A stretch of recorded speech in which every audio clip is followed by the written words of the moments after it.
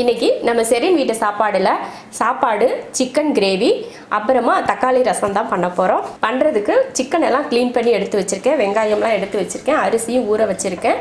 இப்போ இதெல்லாம் எப்படி ரெடி பண்ணலாம் அப்படிங்கிறத பார்க்கலாம். முதல்ல ரசத்துக்கு தக்காளி வேக வச்சிடலாம். 3 தக்காளி எடுத்திருக்கேன், வேக வச்சிருவோம். தக்காளி வந்து ஒரு 2-3 கொதிலேயே நல்லா வெந்துடும், அது வேகட்டும். இது போல் சின்ன சைஸில் புளி எடுத்திருக்கேன். புளி உங்களுக்கு புளிப்பு லைட்டாக இருந்தால் நல்லாயிருக்கும்னு நினச்சிங்கன்னா நீங்கள் லைட்டாக கொஞ்சோண்டு புளி சேர்த்துக்கோங்க. இல்லை தக்காளியில் இருக்க புளிப்பே போதும் அப்படின்னிங்கன்னா புளிப்பு சேர்க்க தேவையில்லை. நான் வந்து கொஞ்சம் புளி சேர்த்துக்கிறேன், அதுவும் ஊறட்டும். தக்காளி வேகிறதுக்குள்ளே ஒரு 2 பெரிய வெங்காயத்தை நான் வந்து கட் பண்ணி வச்சுருக்கேன், இதை அரைச்சி எடுத்துக்கலாம். தக்காளி நல்லா கொதித்து வெந்துருச்சு, அதை மாற்றி வச்சிடலாம். வெங்காயத்தை அரைச்சிட்டு வந்துட்டேன். இப்போ சிக்கன் தாளிச்சிக்கலாம்.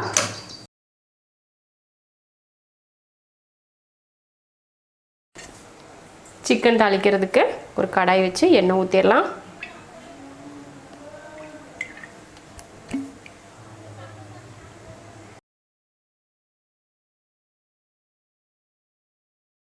எண்ணெய் ஊற்றி எண்ணெய் காஞ்சிருச்சு. இப்போ அரைச்ச வெங்காயத்தை இதில் சேர்த்துடலாம். வெங்காயம் நல்லா கலர் மாறி வரணும்.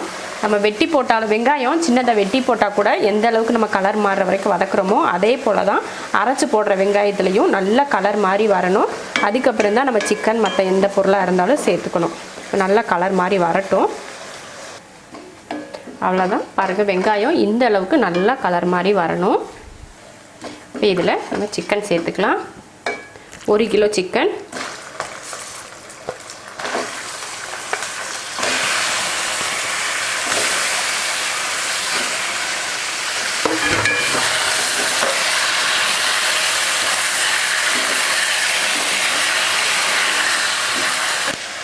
தேவையான மஞ்சத்தூள், உப்பு தேவையான அளவுக்கு.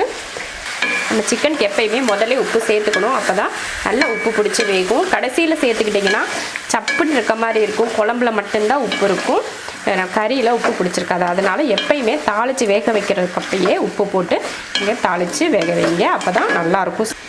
உப்பு போட்டு கலந்தாச்சு. இப்போ இதை மூடி வச்சுருவோம். மூடி வச்சாலும் அப்பப்போ எடுத்து கிளறி விட்டுட்டே இருக்கணும். நல்லா சிக்கனில் தண்ணி விட்டு வெந்து எண்ணெய் தெளிஞ்சு வரும், அது வரைக்கும் வதக்கிக்கலாம். சிக்கன் வேகட்டும். நம்ம இப்போ சாப்பாடு வச்சு விட்டுலாம். இன்னொரு அடுப்பில் அரிசி 1/2 மணி நேரத்துக்கு முன்னாடியே நான் ஊற வச்சுட்டேன். தண்ணி வச்சு சாப்பாட்டுக்கு தேவையான உப்பு, 3 விசில் விட்டு ஆஃப் பண்ணிக்கலாம். கொஞ்சம் லைட்டாக இப்போ தண்ணி விட்டு வேக ஆரம்பிச்சிருக்கு. கொஞ்சம் கிளறி விட்டு மறுபடியும் மூடி வச்சிடலாம். இப்போ என்ன பண்ண போகிறோன்னா, தக்காளி வந்து நம்ம வேக வச்சு ஆறிடுச்சு. இப்போ இந்த தக்காளி புளியெல்லாம் கரைச்சிட்டு ரசத்துக்கெலாம் அரைச்சி வச்சிட்டோம்னா இதெல்லாம் ரெடி ஆகிறதுக்குள்ளே நம்ம அதை தாளித்து விடுறதுக்கு கரெக்டாக இருக்கும். இப்போ தக்காளியை கரைச்சிக்கலாம். கொஞ்சம் புளியும் கூட ஊற வச்சுருக்கேன் இல்லையா, அந்த புளியும் கரைச்சி அந்த சக்கையை எடுத்துடலாம். எடுத்துகிட்டு அதிலே போட்டு கரைச்சிடலாம். அவ்வளோதான்.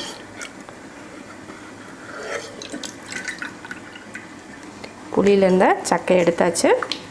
இப்போ தக்காளியை போட்டு கரைச்சிடலாம்.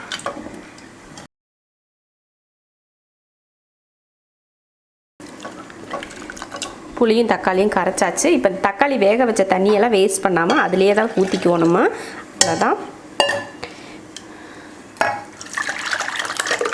எதுக்காக மாற்றி வச்சிட்டேன்னா இதில் தான் ரசம் தாளிக்க போகிறேன், அதனால் தக்காளி வேக வச்சதுலேயே எல்லாத்தையும் ஊற்றி வச்சாச்சு.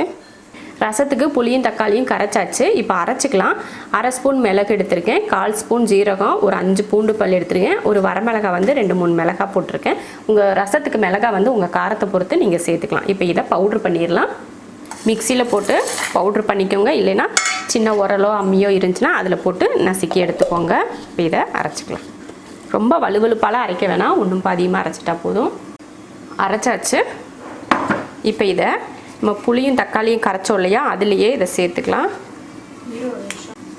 ரசத்துக்கு அரைச்சதை போட்டுட்டு கொஞ்சம் மஞ்சத்தூள், கொஞ்சம் பெருங்காயத்தூள், கொஞ்சம் மல்லித்தலை, கொஞ்சம் கருவேப்பிலை, தேவையான உப்பு, இப்போ மிக்ஸ் பண்ணி வச்சிடலாம். அவ்வளோதான், நம்ம ரசத்துக்கு தேவையானதை எல்லாமே கரைச்சி வச்சுட்டோம். ரசத்தை தாளித்து இதை தூக்கி அதில் ஊற்றுற வேலை மட்டும்தான். ரசத்தையும் இந்த அடுப்புலையே தாளித்து வச்சிடலாம். ரசம் தாளிக்கிறதுக்கு கொஞ்சம் எண்ணெய் ஊற்றிக்கலாம். எண்ணெய் காஞ்சதுமே கொஞ்சம் கடுகுளுந்து, ஒரு 2 சின்ன வெங்காயத்தை பொடியாக கட் பண்ணியிருக்கேன், அதையும் சேர்த்துடலாம். அவ்வளோதான், கடுகு பொரிஞ்சு வெங்காயமும் வதங்கிடுச்சு. இப்போ ரசத்தை ஊற்றிடலாம்.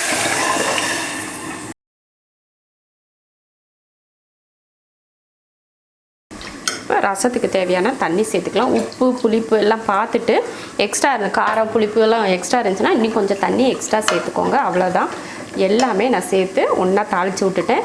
நுரக்கட்டி வரட்டும், இறக்கிக்கலாம். ரசத்துக்கு தாளிச்சாச்சு. சிக்கனை பார்க்கலாம். சிக்கனில் பாருங்கள் எவ்வளோ தண்ணி விட்டு வெந்துட்டுருக்குன்னு. இதுலேயே சிக்கன் நல்லா வெந்துடும். நம்ம எக்ஸ்ட்ராலாம் தண்ணி ஊற்றியெல்லாம் அதிகமாக வேக வைக்கவே தேவையில்லை. நம்ம அந்த தாளித்து வேக வைக்கிறதுலே பார்த்திங்கன்னா நல்லா சிக்கன் வேகும். நம்ம இன்னும் கொஞ்சம் நேரம் வேகட்டும். இன்னும் கொஞ்சம் எண்ணெய் தெளிஞ்சு வரல. எண்ணெய் தெளிஞ்சு வர வரைக்கும் வெந்துருச்சுன்னா அடுத்து மசாலா சேர்த்துடலாம்.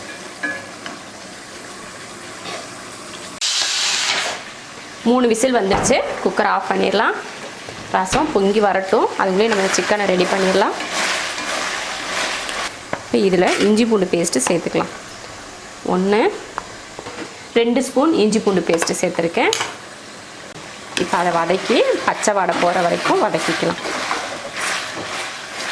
என்னடா எதுவுமே தக்காளி போடலை, மசால் பொடி போடலை, எதுவுமே போடாமல் வெறும் சிக்கனை மட்டும் வேக வச்சிட்ருக்காங்கன்னு நினைப்பீங்க. ஆமாம், இந்த குழம்புக்கு இந்த கிரேவிக்கு வந்து நம்ம தக்காளியோ இல்லை மற்ற மசாலோ எதுவுமே நம்ம சேர்த்துக்க மாட்டோம். ரொம்ப ஈஸியாக கருவேப்பிலை மல்லித்தலை கூட இதுக்கு தேவையில்லை. அந்தளவுக்கு ரொம்ப சிம்பிளாக பண்ணக்கூடிய சிக்கன் கிரேவி இது. இஞ்சி பூண்டு பேஸ்ட்டு போட்டதுனால கொஞ்சம் வதங்கி பச்சை வாடை போகட்டும். அப்புறமா நம்ம மிளகாத்தூள் எல்லாம் சேர்த்துக்கலாம். மிளகாத்தூள் சேர்த்துக்கலாம். மிளகாத்தூள் வந்து உங்கள் காரத்தை பொறுத்து நீங்கள் சேர்த்துக்கோங்க. 1-1.5 ஸ்பூன் மிளகாத்தூள் சேர்த்துருக்கேன். நான் வந்து 1.5 ஸ்பூன் மிளகாத்தூள் சேர்த்துருக்கேன். நீங்கள் வந்து உங்கள் காரத்தை பொறுத்து மிளகாத்தூள் அதிகமோ இல்லை கம்மியோ நீங்கள் சேர்த்துக்கலாம். இதையும் நல்லா கலந்துடலாம்.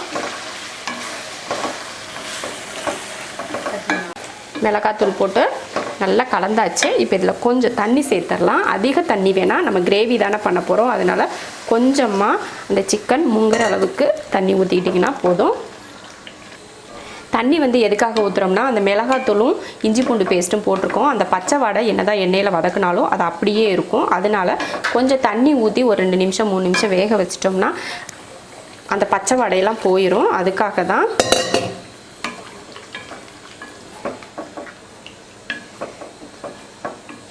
நீங்கள் நல்லா பார்த்துருப்பீங்க, நான் இதில் கொஞ்சம் கூட கருவேப்பிலை மல்லித்தலை கூட நான் யூஸ் பண்ணலை.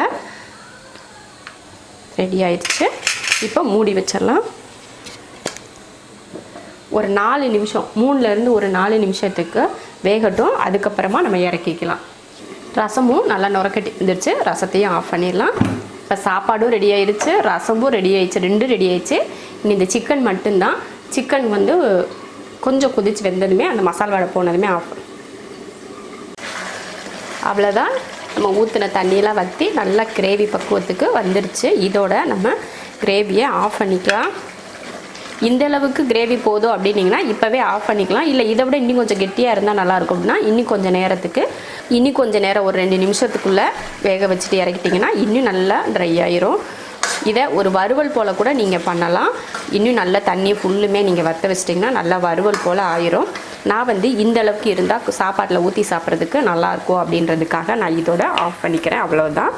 நான் கருவேப்பிலை மல்லித்தலையெல்லாம் போடலை அப்படின்றதுக்காக நீங்களும் போடாமல் இருக்கணும்னு அவசியம் இல்லை.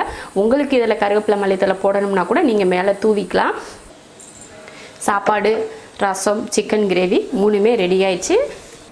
நம்ம செரின் வீட்டு சாப்பாடில் சிம்பிளாக நான்வெஜ்ஜில் லஞ்ச் மெனு முடிஞ்சிருச்சு. நீங்களும் இது போல் நான்வெஜ்ஜில் சிம்பிளாக ஒரு லஞ்ச் மெனு செஞ்சு பார்த்துட்டு பிடிச்சிருந்தா லைக் பண்ணிவிட்டு ஷேர் பண்ணிவிட்டு நம்ம செரின் வீட்டு சாப்பாடு சேனலுக்கு சப்ஸ்கிரைப் பண்ணிவிட்டு மறக்காமல் பெல் பட்டனை கிளிக் பண்ணுங்கள். அப்போ தான் நோட்டிஃபிகேஷன் உடனே வரும். நீங்கள் டெய்லி லஞ்ச் மெனு பார்க்கலாம்.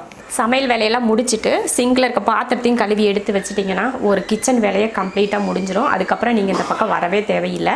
அந்தளவுக்கு சாப்பிட்ற தட்டுங்க மட்டும் இருக்கு இல்லையா, அதையும் மட்டும் நீங்கள் கழுவி வைக்கிறதுக்கு கிச்சன் பக்கம் வந்தால் போதும். அந்தளவுக்கு கிச்சனை நீட் பண்ணிவிட்டு நம்ம கிச்சன்லேருந்து வெளியில் போயிட்டோம்னா உங்களுக்கு ஒரு திருப்தியாக இருக்கும்.